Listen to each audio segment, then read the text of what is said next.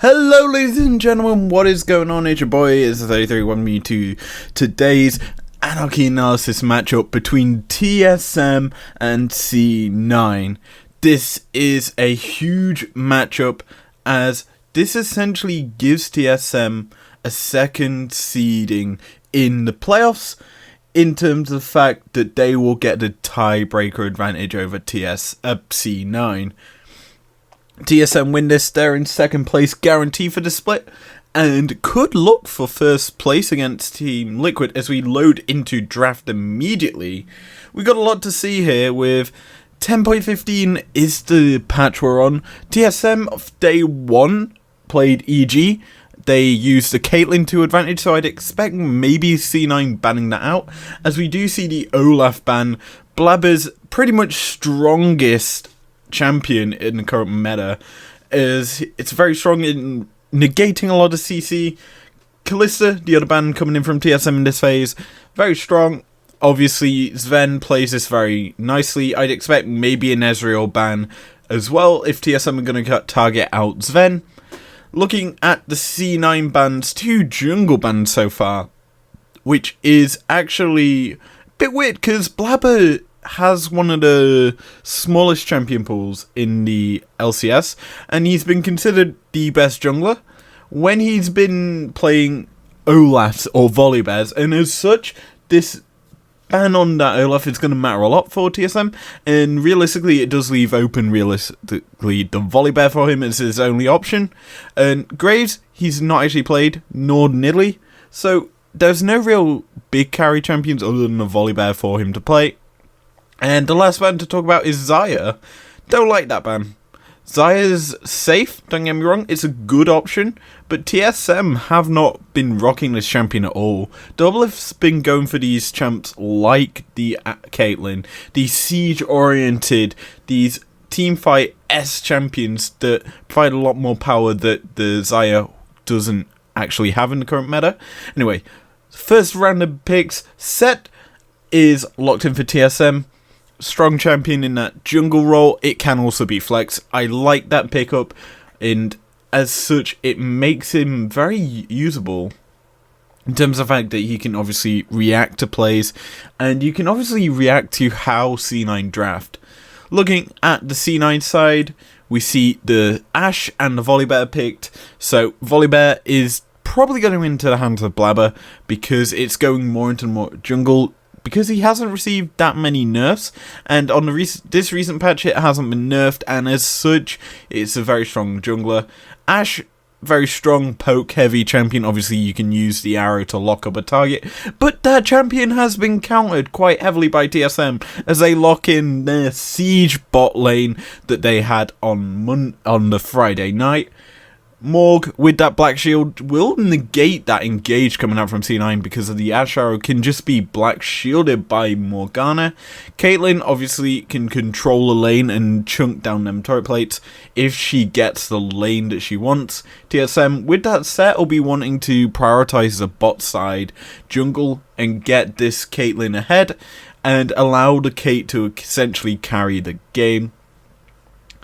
Champions that have been locked in to end this phase are that Karma for C9.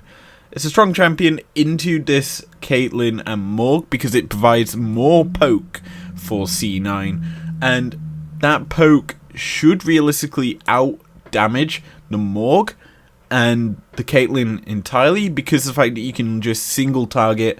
You also get your ultimate at level 1. You're going to have a lot more harassment in your kit, and realistically it's a good answer into the Caitlyn Morg bot lane, and as such it's going to be hard to actually push that lane if you're TSM because of the Karma lock-in.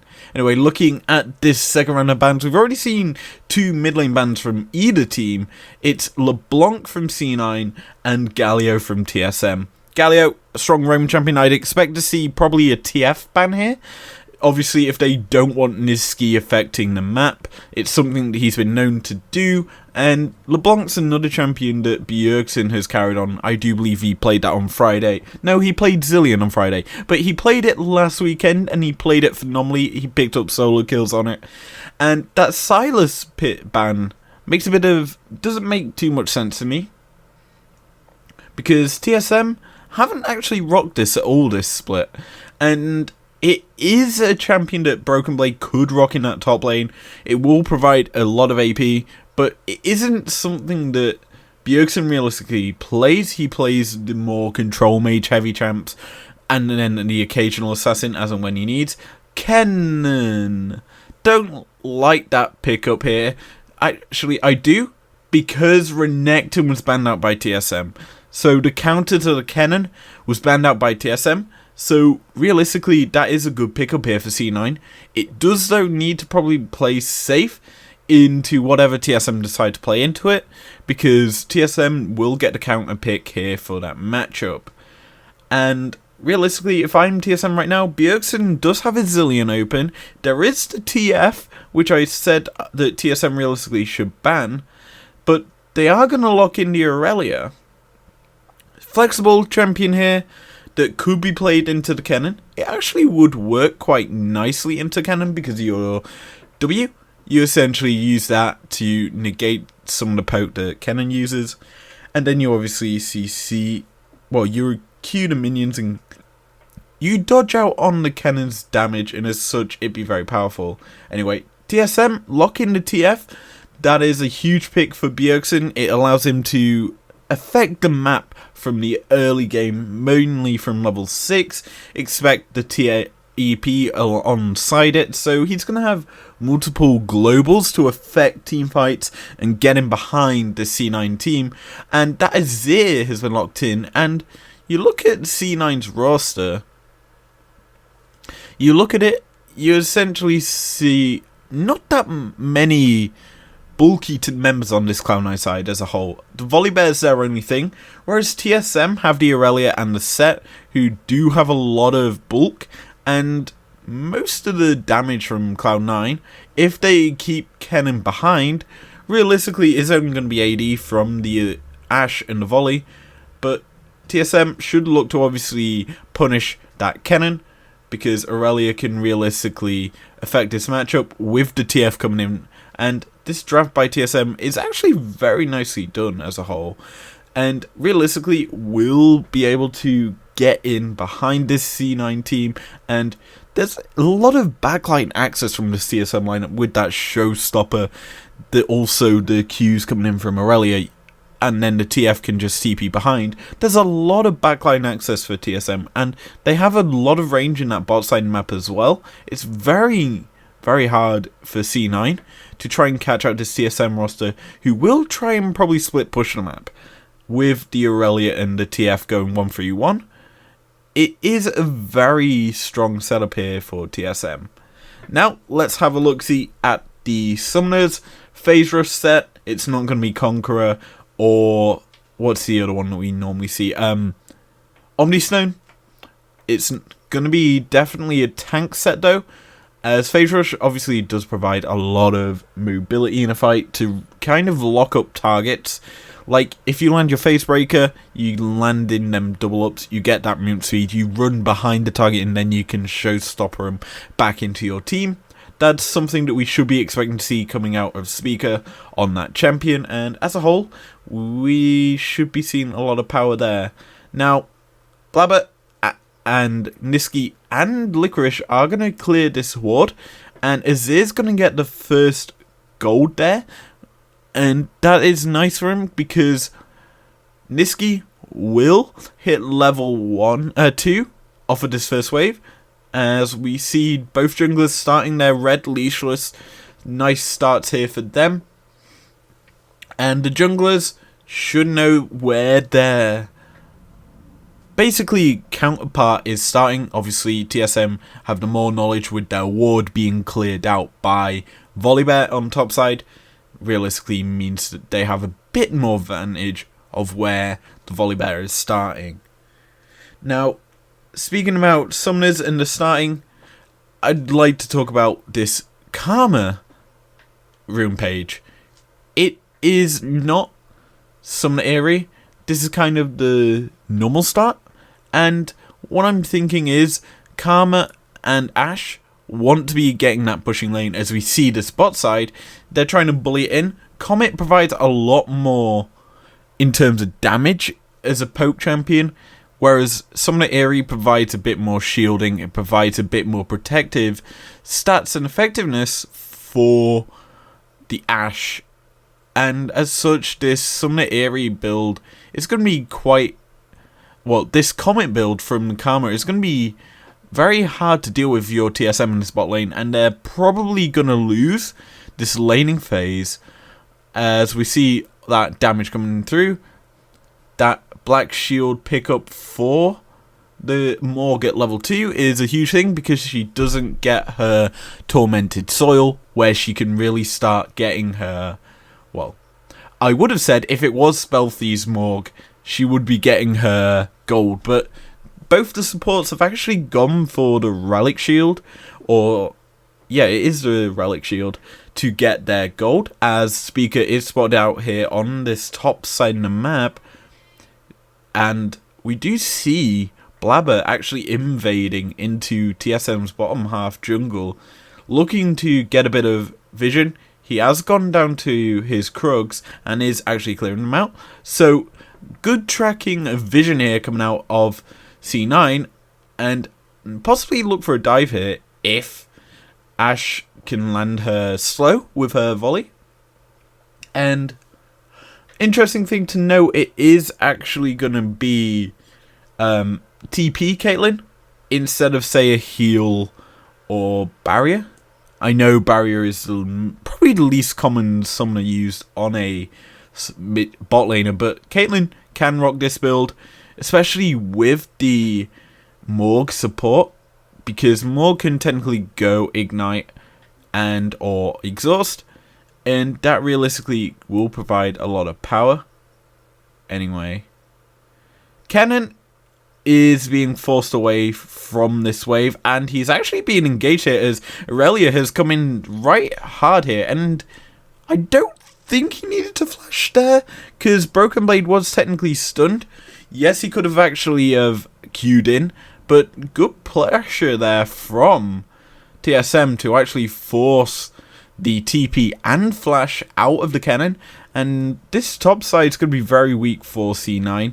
Expect the Aurelia to get this wave heavily pushing into that turret now that she's actually gotten that summoner out of the cannon. And realistically, this is going to be a very poor wave for C9. As we do see Volibear invading into the jungle, he is going to clear out the wolf camp, stealing that away from Speaker. So, good thing there by the Volibear to get a bit of pressure into that top jungle.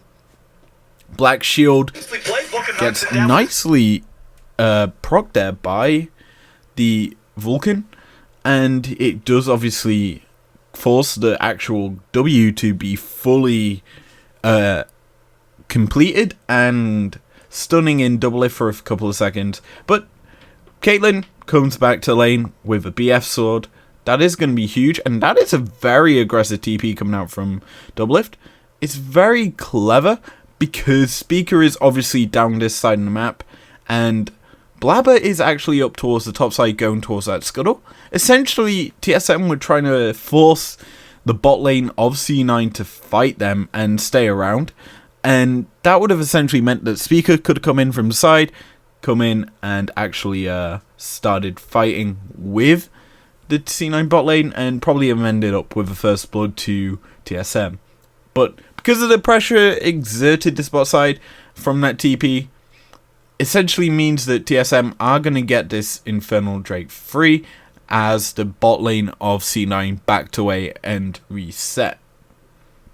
So good plays coming out from TSM here, and looking across the board, CSD difference in top, CSD difference in jungle, mid lane fairly even, same in the bot lane as a whole. So TSM realistically are controlling that top side map, and that's earned them the 100 gold lead.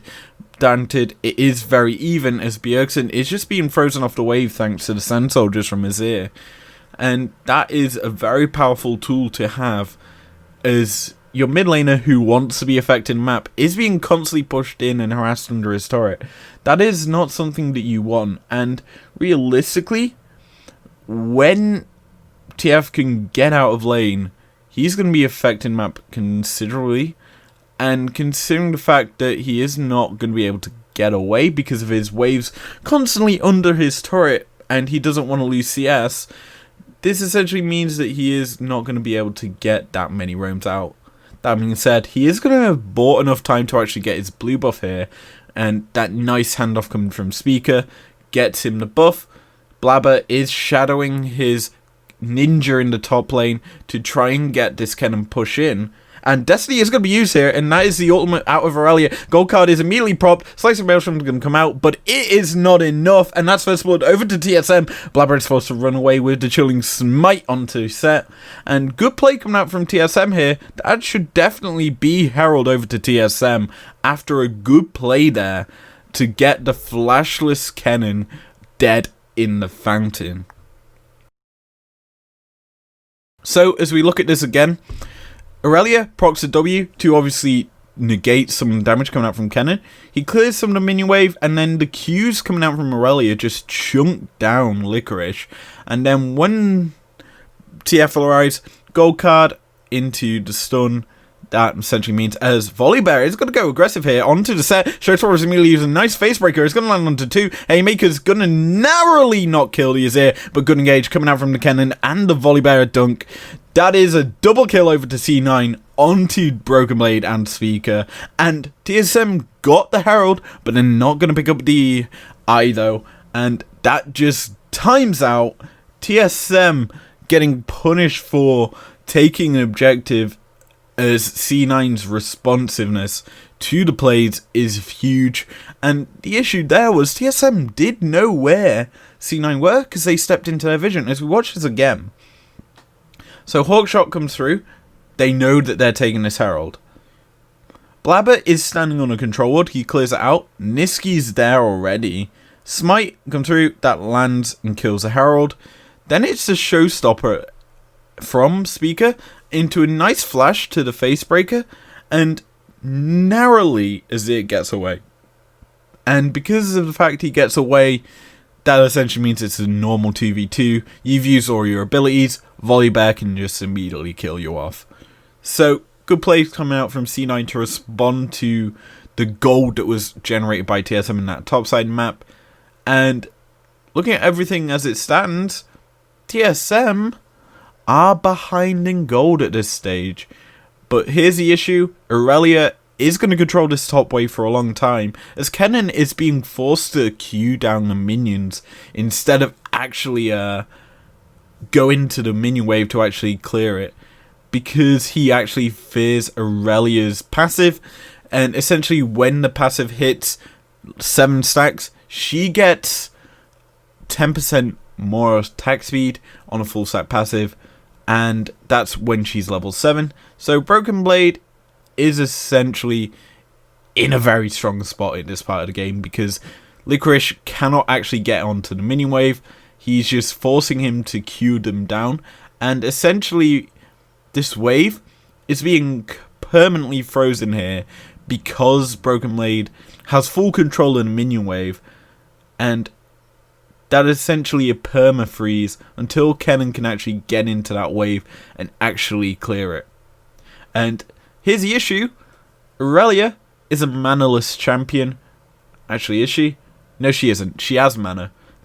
Essentially, Aurelia can just queue down a wave infinitely because of the reset she gains from her killing minions with the Q, as Blabber is possibly looking for a gank here onto Bjergsen.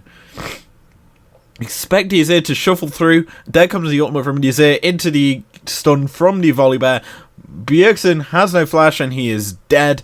Good play coming out from C9 there when there's a flashless TF on the board without an ultimate to save himself. That being said, TF does have TP to respond to his mid wave. He can get there with quite easy when he comes back, as we might see another engage here. Volibear is down here, and realistically, because the midway laner is dead for TSM, that should be Cloud Drake over to C9. They are going to start this up here as Volibear comes through. Azir's down here already. The Sand Soldiers will be essentially providing a presence on this Drake, and it is going to fall. Treat's going to throw over a Dark Bind to maybe try and steal it. Isn't going to be enough, and yep, first Drake for C9 is on the board. Also to note, it is going to be Ocean Drake as the soul. Everyone loves Ocean Soul.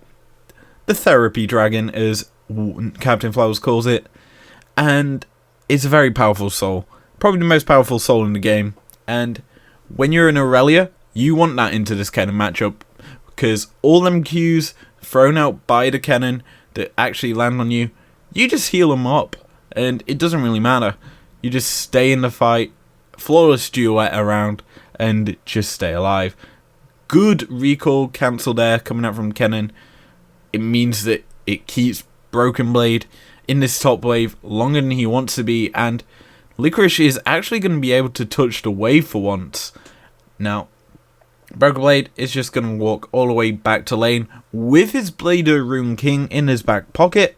That is a very strong pickup for him, and that makes this wave really hard for Kennen to get into. It provides a lot of actual chase down into the kit for the Aurelia, because you can proc it, you get a bit of movement speed, and slows down the Aurelia, Kennen. You then, as you essentially can burst down the Kennen, as we may see Aurelia actually just go straight into Kennen right here, because he could probably 1v1 kill him and force maybe the Slicing Maelstrom out if you want to, and it's very easy for the Aurelia at this stage to actually all hit him because of that item difference. There isn't actually that much armor, as Volibear is looking to engage here. He places the E down here, Aurelia. Ult comes out. Lovely dodge out by Broken Blade to avoid the Slicing Maelstrom. He's going to re-engage here onto the Kennen. There's the gold card onto Volibear. It forces the ult out, and that is a good fight out of TSM to keep themselves alive, keep Broken Blade in this game, and make this top lane pressure mean something.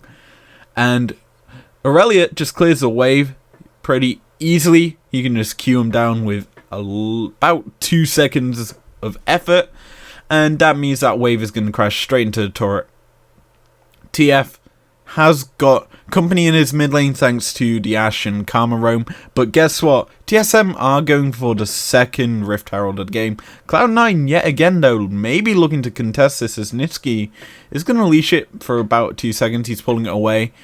The Herald still hasn't reset yet. It's going to take a couple of seconds for that to actually happen. There we go. It is being reset.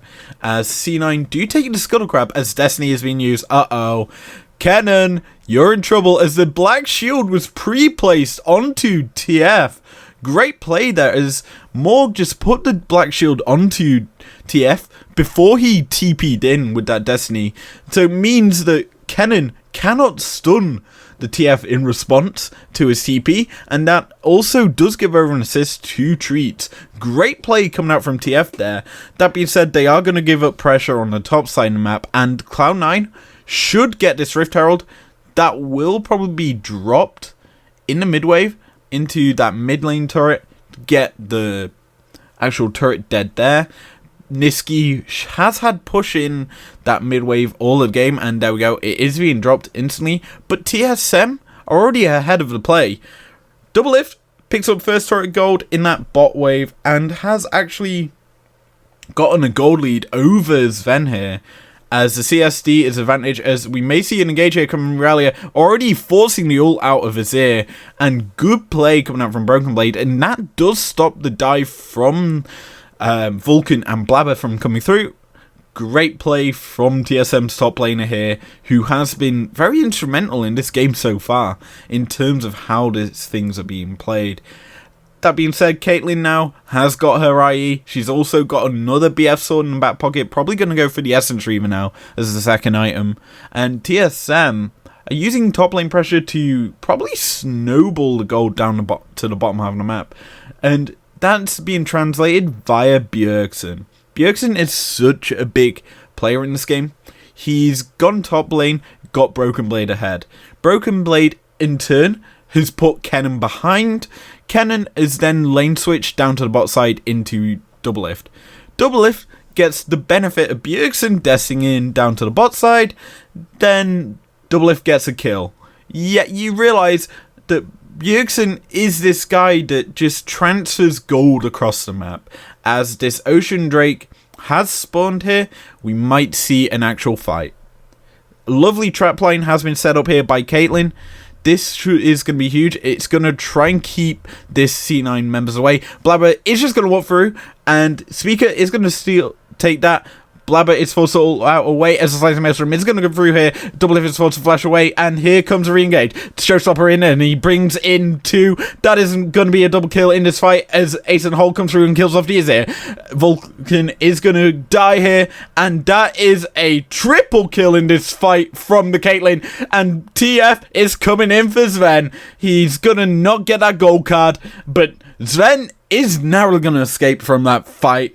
Bjergsen misses the gold card, and good plays from TSM, winning the fight and getting the Ocean Drake. They're 2 drakes away from Ocean Soul, and Caitlyn is online with 4 kills. So, as we look at things, we watch this fight again. Kennen is looking to come in from the top side. Drake goes down. Aurelia traps the Vulcan Blabber in the Aurelia route, and that forces him back. Lovely stun out of Aurelia there. Locks up 4. And Kennen comes in on his own. Aurelia re-engages onto Vulcan and bursts him out.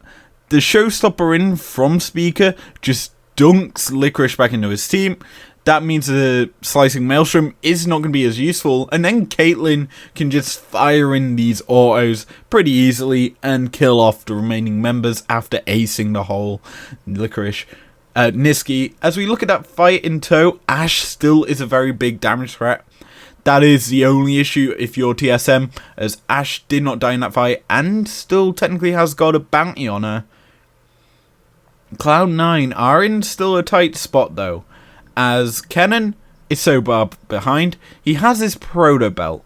He doesn't have Zhonya's, which he's probably going to build up now with that second blue thing. I forget what it's called, but that builds into Zhonya's, and I would have said he would have built Zhonya's first instead of Proto Belt, but he wants to have a bit of relevancy with some AP damage with that slicing maelstrom ult that he's built, as the Hurricane has been picked up here for Ashe.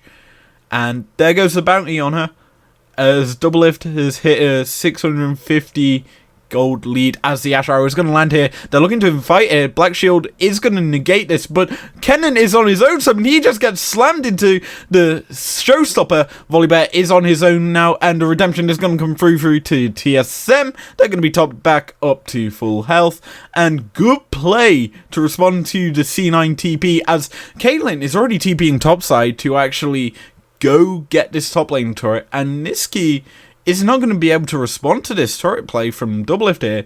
He's got so much gold in his back pocket, and TF's already got up here as well. That is definitely going to be the turret falling. And TSM are now snowballing this game. 3k gold lead already at 20 minutes is huge. And TSM never get this sort of gold lead against C9 in the regular split last year. And this is huge. And C9 are faltering considerably in the last 2 weeks of actual games, losing to Golden Guardians yesterday, and then in this game, probably losing to TSM. Licorice is not got any sort of tank stats. He's finally got his stopwatch, so he can state us in a team fight with that slicing maelstrom, meaning that Set cannot showstopper him out if he's in a good enough position. But if he isn't in a good position, he will get showstoppered out, and Set is essentially just there to enforce his team and make sure that Kennen does not get into the backline. And that is a very strong thing to have on your team. it means that Kennen realistically cannot do much in this game if TSM track where he is in fights. And as such, C9 are going to have to try and do something here to actually respond to the pressure that TSM is setting up and respond to the split push that TSM have already got in action, as top wave is pushing in for TSM. They've already started pushing bot wave with Aurelia hovering around wave as Destiny's going to come through. Kennen, you're in trouble. Gold card is going to be used, and that forces a cleanse out of Kennen, which he got from his unsealed spellbook. And yeah, what are you going to do now, Kennen? That is now on cooldown, and spoiler alert, Destiny is a quicker cooldown than the cleanse, and guess what? Ocean Drake is now up. We're going to see another fight here as the trap line has been set up here by Caitlyn. That trap is going to be procced out and headshot is going to be fired off by Caitlyn. That's the second one gone down, and Volibear can now just walk straight in because the turrets are down. He steals the Drake as Volibear also in the redemption energies, and this is a showstopper into 4. He's going to be swiped away by the Azeril, and here comes the ace in the hole onto the Azir. He is going to die. That's 2 kills in this fight for TSM. The status will not mean much, and that is a dead Kennen. Aurelia's going to pick that up. TF is going to look to chase down this Karma. Cleanses the gold card. TSM, though, will be looking at this Baron here after picking up 3 kills in that fight. TSM now have a 3k goal lead, make it 4.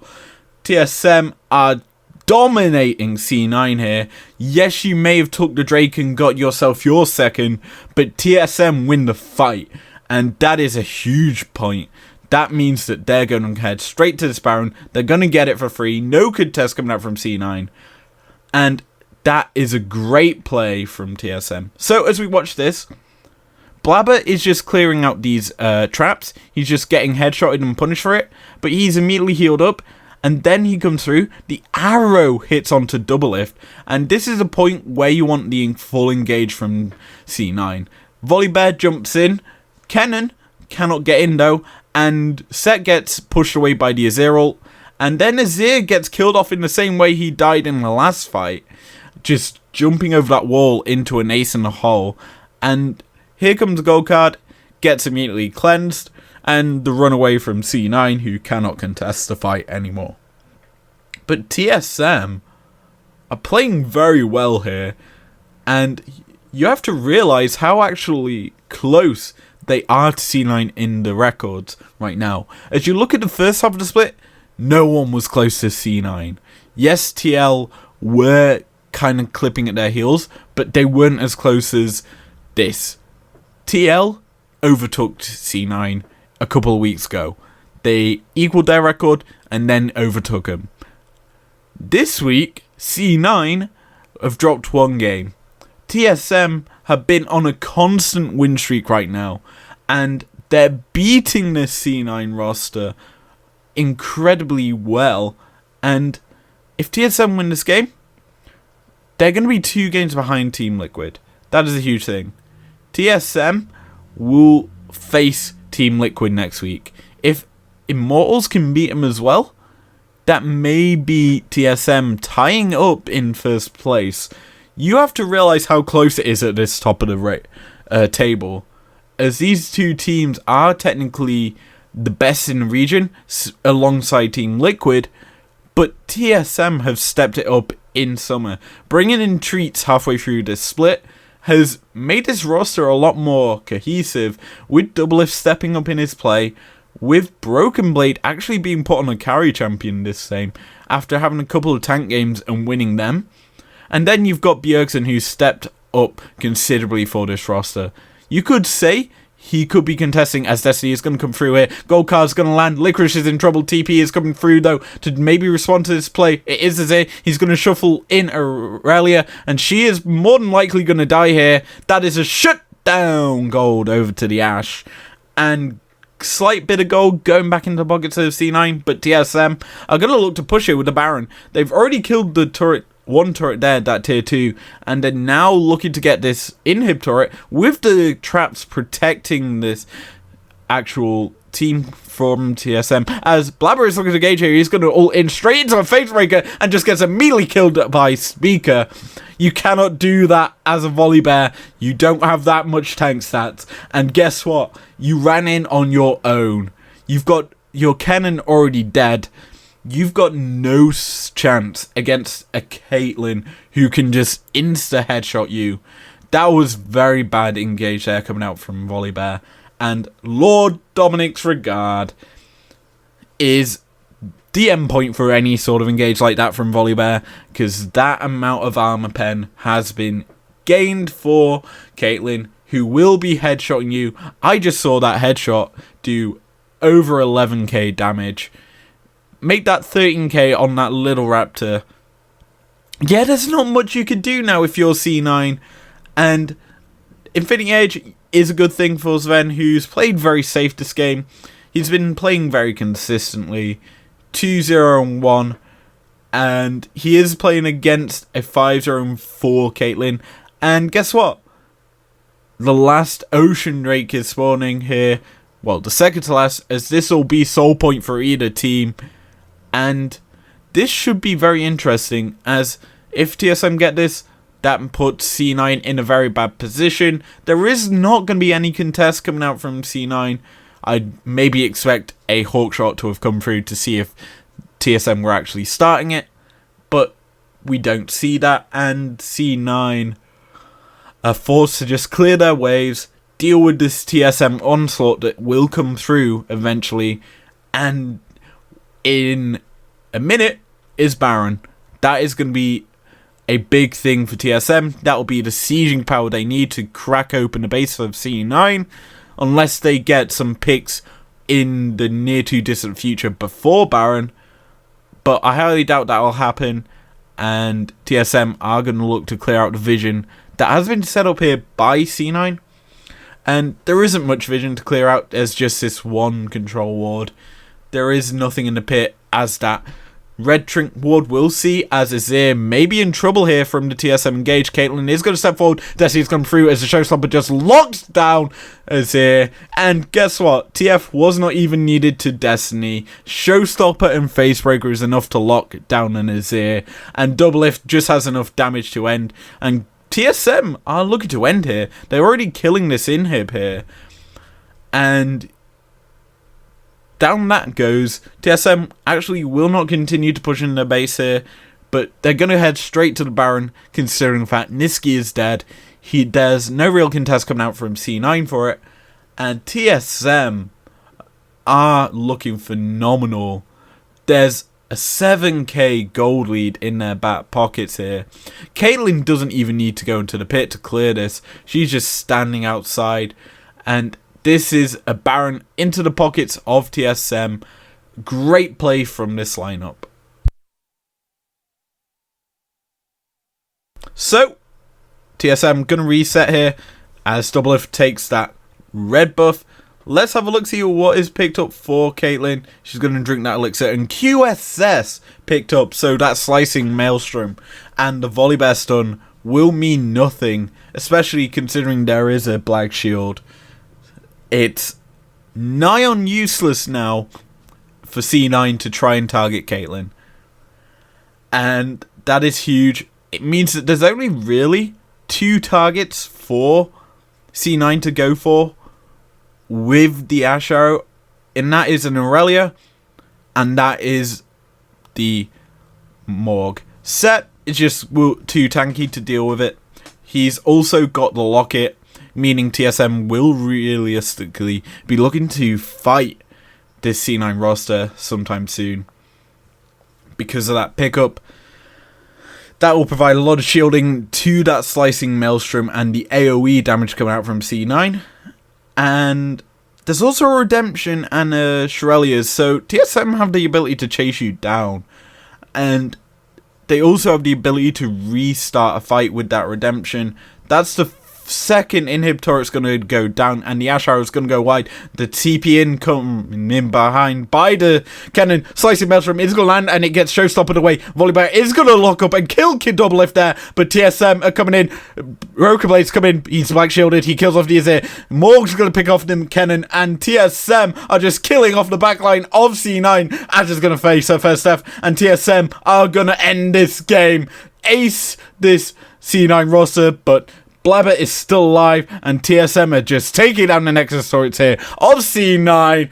TSM have just decimated the former kings of the LCS, and C9 are gonna go 11-5, equaling the record with TSM. Great play from the TSM roster.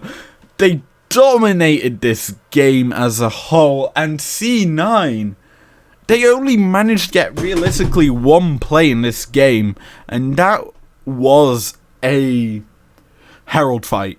That's the only play that C9 made this game that wasn't a TSM play gone wrong. This, actually, even then, it was a TSM play gone wrong because TF could not get there. He wasn't able to respond to that play. And even then, the rest of the things that happened in this game, TSM still managed to get advantages out of it. There was advantage after advantage gained by TSM through the entirety of this game. And as such, TSM demolished the C9 roster.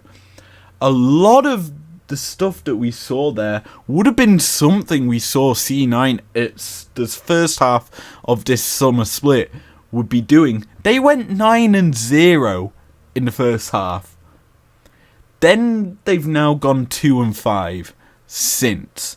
You have to realise how bad of a record that is for a second half split. And if this was the LEC, if there was tiebreakers, yikes. They would have probably the worst tiebreaker record in the actual LCS. But that doesn't exist, and nonetheless, that is all we've got to talk about here. If you enjoyed this video, leave a like down below. Subscribe if you're new around here if you want to. And I will see you guys later. Peace out.